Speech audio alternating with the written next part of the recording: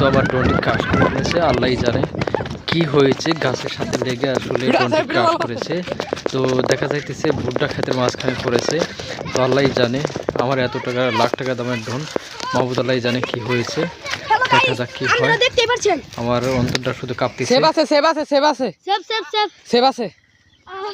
হ্যাঁ হ্যাঁ হ্যাঁ, না কিছুই না, সেব আছে।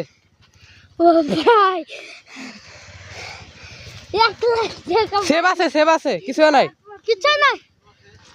সেব আছে।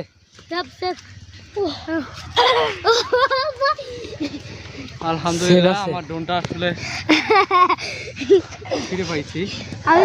তো আমি আসলে অনেক স্পিডে এটা মনে করেন যে ঠিক হয় নাই। মানে আমি স্পিড মোড, যেটা এখানে 3টা মোড আছে, নর্মাল মোড, সিনেমাটিক এবং কি স্পিড মোড। তো আমি আসলে স্পিড মোডে দিছিলাম। তো কপাল ভালো যে আমি কাছাকাছি ছিলাম, মানে 200 মিটার দ্রুত হবে। তো গাছের সাথে লাইগা আসলে ড্রোনটি ক্রাশ করে।